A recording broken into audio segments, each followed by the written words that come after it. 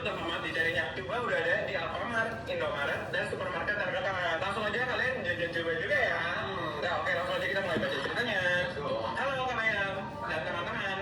Kenalin, nama aku Maria ya. Ini samaran. Usia aku 35 tahun Kak.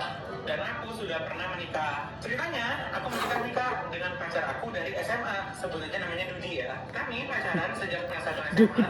Dan kemudian, karena pacaran kami yang kebablasan, akhirnya sebelum lulusan SMA aku hamil. Kebablasan sama apa? Hamil. Pacaran seperti apa sih? Nggak ada lampu merah. Setelah kelulusan, akhirnya aku dan Dudi ini menikah Kak secara siri dan diasingkan oleh keluarga kami di salah satu kabupaten di Jawa Barat karena keluarga kami malu. Di sana Kak, ada kakak aku yang udah lebih dulu tinggal dan memiliki usaha. Karena itulah aku dibeliin rumah oleh keluarga aku dan keluarga Dudi tepat di belakang rumah kakak aku. Diasingkan tapi dapat rumah. Kemana? Dudi berusaha menjadi kepala keluarga yang baik dengan mencari pekerjaan untuk menafkahi aku dan anak kami. Saat aku hamil ini, kakak aku juga kebetulan lagi hamil Kak. Dengan usia kandungan kami terpaut hanya 2 bulan bedanya. Lebih tua kehamilan kakakku. Karena Di ibu. usia kandungan 7 bulan, aku jatuh Kak di kamar mandi dan dilarikan ke rumah sakit. Saat itu posisi bayi aku udah turun banget, pecah ketuban, dan mau nggak mau harus dilahirkan. Aku nggak terlalu ingat gimana. Yang pasti saat itu anak aku lahir dengan kondisi lemah banget Kak. Jadi masuk ke inkubator untuk beberapa saat dan belum bisa aku ketemuin dulu. Cuma beda 2 hari, kakak aku juga melahirkan. Tapi ternyata malah bayinya meninggal. Yang kakaknya ya, aku saat itu merasa sedih banget Kak, karena anak aku selamat, tapi tidak dengan anak kakakku. Long story short, setelah bayi aku menginjak usia 6 bulan, aku mau nggak mau dong Kak, harus meninggalkan bayi aku karena kebutuhan ekonomi yang mendesak. Kota itu terlalu kecil Kak untuk mendapatkan gaji yang sepadan. Sedangkan kami memikirkan si bayi yang semakin lama semakin besar. Oh iya Kak, keluarga aku dan keluarganya Dudi nggak mau membiayai kami karena mereka pikir mereka udah membantu dengan memberikan kami rumah di sana. Akhirnya setelah ngobrol sama Dudi, kami sepakat Kak untuk menitipkan bayi kami pada kakak aku yang emang sejak anaknya meninggal, dia sering bantuin aku Kak ngurus si bayi ini. Oh iya Bayam dan teman-teman, karena saat itu kami masih 17 tahun, mama aku dan mertua aku mendaftarkan anak aku sebagai anak dari kakak aku di akta kelahiran. Menurut mereka, karena kami belum ada buku nikah, aku dan Dudi memang juga belum punya siri. mungkin karena kami masih terlalu muda saat itu, jadi kami hanya menurutilah apa yang disarankan orang tua kami berdua. Jadi anaknya masuk ke keluarga kakaknya. Usia si bayi 6 bulan nikah. Manusia Kami normal. meninggalkan si bayi yang kami beri nama Mario dan bekerja di kota. Di pernikahan tahun keempat, Dudi mulai berubah Kak. Kami sama-sama bekerja kantoran, tapi beda perusahaan. Kami masih sesekali pulang untuk menengok si bayi dan rutin menabung, mengirimkan uang ke kakak aku untuk keperluan si Mario. Saat itu udah mulai masuk TK tuh si Mario. Oh iya, atas permintaan orang tua aku dan mertua aku, saat itu si bayi nggak tahu kalau kami adalah orang tua aslinya. Si Mario taunya kita adalah om dan tantenya. Karena menurut Mario, si bayi masih terlalu kecil untuk paham itu semua. Mario kan Sekali masuk lagi, kakaknya itu kan. Iya. mungkin ini untuk yang terbaik gitu. Nah, balik lagi ya ke aku dan Dudi. Gaji aku dan dia saat itu beda jauh banget Kak. Gaji aku lebih besar. Dudi mulai uring-uringan dan kemudian menyarankan aku untuk berhenti kerja. Oh, disuruh berhenti kerja? Berhenti kerja di mana anjir? Mungkin dia malu ya. Egonya terpukul. Beda. Ego aku lebih kecil gitu. Ego laki. Ego bos. Main. Jadi aku nggak menggubris keinginan Dudi. Tahun itu ternyata aku hamil anak kedua. Tapi kehamilan ini tuh repot banget Kak. Sampai aku nggak bisa bangun dari tempat tidur. Setelah pertimbangan yang cukup panjang, akhirnya aku berhenti dari kerjaan aku. Dan ternyata Kak, kali ini anak aku meninggal. Di dalam kandungan usia 7 bulan. Aduh. Aku Kak, dan sedih banget. Siap. Untuk memulihkan keadaan, aku merasa aku harus kembali bekerja dan menyibukkan diri aku.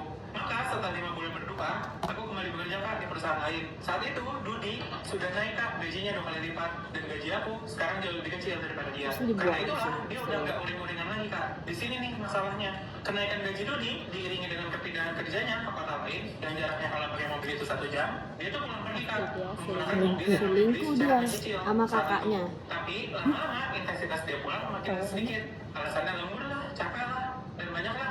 Sampai akhirnya aku tahu kalau Dwi selingkuh. Kan. Berawal dari tempat pijat, Udah ketebak sih. dia Ini anjir. merambah tuh, Kak, dan menjadi Melunti. perempuan-perempuan malam lainnya bersama dengan bosnya. Aku saat itu benar-benar terpukul banget karena selama ini Dudi nggak pernah macam-macam Kak. Ternyata nggak macam-macamnya dia itu karena nggak ada dananya aja. Begitu ada duit dia langsung melancarkan aksinya. Aku Blok. stres banget kak waktu itu karena nggak pernah kepikiran nih. Lah iya, orang diajak SMA kebablasan, nggak ada Iya. rema. Bye-bye dari mana? Aku udah gak sanggup kak, karena sepanjang tahun aku udah nemuin hampir 4 perempuan berbeda di ponselnya sampai ke video mereka lagi begituan. Anjing. Aku benar-benar hilang arah kak. Saat itu aku melampiaskan stresku dengan cara aku main game di PC. Nyari cowok dia. Aku Selingkuh ketemu juga. dengan salah satu teammate dan setelah intens ngobrol main bareng, akhirnya kami ketemu. Kebablasan nanti. Namanya Ria. Umurnya di bawah aku 2 tahun dan dia itu Lesbi, salah Cuk. satu PNS di kota lain. Dia tuh cantik, rambutnya panjang, badannya ramping. Kami ketemuan, ngobrol, nginep di hotel, dan melakukan hal itu. Tunggu. Ini perempuan kan? Lesbi kan gue bilang kan. Aku emang dari SMP udah ngerasa kalau aku suka kedua jenis. Ah, Dari cowok. Ih sakit sih nih. Aku rasa saat itu, Sedih sih. kalau Dudi bisa, kenapa aku enggak? Hubungan aku dan Ria hampir 2 tahun kak. Kita ketemuan, begituan. Dari kayak orang pacaran pada umumnya lah. Di tahun ke-6, Anjing mual perutku langsung bisa Cuk. rumah kak akhirnya dengan Dudi. Di tahun ke-7 pernikahan, akhirnya Dudi ngajak cerai. Itu juga karena dia mau menikah dengan wanita simpanannya yang udah keburu hamil. Saat itu udah tahun kedua aku pacaran diam-diam sama Ria. Dudi tuh gak pernah tahu ya kak, dan bahkan Terus gak Mario mention sama gimana? sekali hal ini. Akhirnya aku putus kak, tapi sama Ria. Saat itu Ria dijodohkan sama orang tuanya dengan laki-laki pilihan orang tuanya. Dudi. Kami sama-sama sadar kalau hubungan ini gak akan pernah berakhir Kan Dudi di udah mana-mana, nikah, gimana terutama sih? Mana selama kita tahu. masih berada di Indonesia. Akhirnya saat itu aku cerai dan putus secara bersamaan. Dari semua itu, yang paling gong bukanlah hubungan aku sama Ria kak. Jadi setelah 6 bulan bercerai, aku memutuskan untuk aku mau bawa anak aku untuk tinggal bersama aku aja. Aku hanya dikasih uang 20 juta aja atas kompensasi perselingkuhannya. Tapi aku ada tabungan kak dari uang yang sering dia kirimin sebelumnya. Aku juga masih menempati rumah yang kami cicil dulu karena mantan mertua aku gak membiarkan Dodi untuk mengambil rumah itu atau membiarkan aku menjualnya. Mantan mertua aku memberikan rumah itu untuk aku karena anaknya salah gitu loh. Ketika aku ke rumah kakakku dan menyampaikan keinginan aku, kakakku memberikan fakta yang membuat aku sangat terpukul.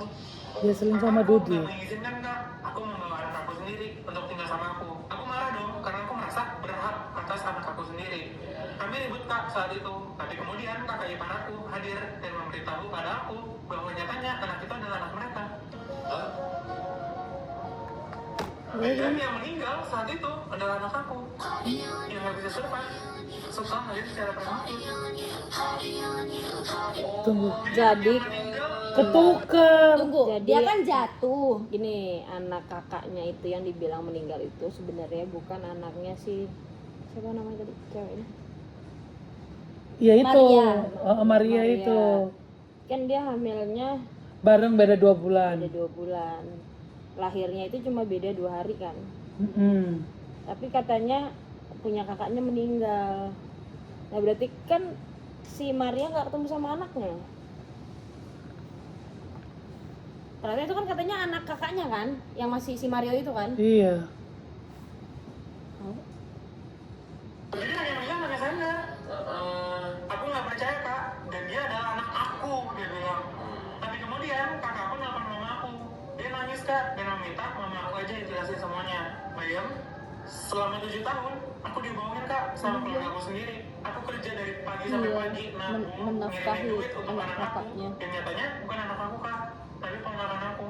Brengsek Mama banget aku ya. menjelaskan, 2 hari setelah kakak aku melahirkan, anak aku meninggal. Saat itu, mama aku bilang, dia takut aku diceraikan sama si Dudi atau ditinggalkan karena udah gak ada lagi nih pengikat, yaitu anak. Kan dia kan cuma nikah secara siri kan? Dia gak mau aku yang masih usia belia pada saat itu jadi janda. Makanya dia kok gak dikong dengan kakakku. Ih, brengsek juga keluarganya ya. Bahkan mantan mertua aku pun gak tahu akan hal ini. Anda saja bayang, waktu kembalinya kakakku dan bayi aku dari rumah sakit, bahkan tengah malam, kakakku datang ke rumah aku untuk bantu nyusuin si bayi karena air susu aku udah gak keluar.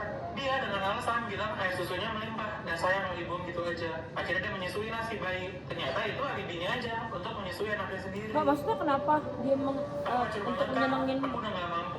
Karena nggak mau dikata janda. Ya udah dibilangin janda karena kan masih Iya. lulus sekolah, mereka nikah, baru lulus SMA. Cuma itu orang tua katro gitu lo nggak mau anaknya. Ih, kuno. brengsek kali ya. Kalau menurutku sih kalau Apalagi harapan aku hidup berdua dengan anak aku hilang begitu aja. Kata maaf dari mama dan kakakku udah gak bisa masuk lagi kak ke dalam telinga aku. Sampai sekarang ini, aku nggak bilang ke Dudi kalau Mario ternyata bukan anak kami. Sekarang, tabungan yang kami tabung dipakai Mario kak untuk masuk ke universitas pilihannya. Sampai hari ini, aku masih bantu ngebiayain jajannya, meskipun kakak aku sering menolak. Tapi aku nggak bisa gitu aja kak lepas tangan, karena selama bertahun-tahun, aku tahunya Mario-nya adalah anak aku. Ikatan aku dengan Mario udah begitu sulit kak untuk aku hilangkan. Aku udah nggak berhubungan dan nggak Ih, ketemu kasihan lagi aku sama pengen keluarga aku, nangis. Bayang. Aku putus kontak dengan mereka dan baru menghubungi kakak aku lagi semenjak Mario kelas 3 SMA dan mau masuk kuliah. Karena aku dapat kabar kalau kemungkinan Mario nggak bisa berkuliah karena nggak ada biaya. Makanya kemarin aku datangin. Aku Jadi dia sesekali ngidupin bertemu si Mario yang setelah bukan apa yang anaknya terjadi dia itu, dengan bantuan anak kakak kakaknya. aku. Karena aku rindu sama Mario. Mario menganggap aku tante yang royal dan baik aja. Dia memperlakukan aku layaknya aku ibunya sendiri. Aku udah cukup kak dengan hal itu. Sekarang aku tinggal menikmati hidup aku aja sambil terus bekerja untuk memenuhi kebutuhan Mario yang seringkali mendesak. Terima kasih ya Kak Bayang udah bacain kisah hidup aku walau panjangan. Ih, kasihan. Sedih. Pengen nangis. Kok bisa sih keluarganya sejahat itu? Cuman nggak mau dikata janda anjing. Maksudnya bapaknya sama Ih. mamanya itu. Ih. Terus kakaknya juga brengsek juga ya? Iya, tahu gitu maksudnya mungkin dia juga nggak punya uang sih. Kakaknya tuh di situ nggak diceritakan ya punya suaminya tuh. Punya. Ih, kok sedih aku ya? Iya, Pengen tahu nangis sedih kali. sih.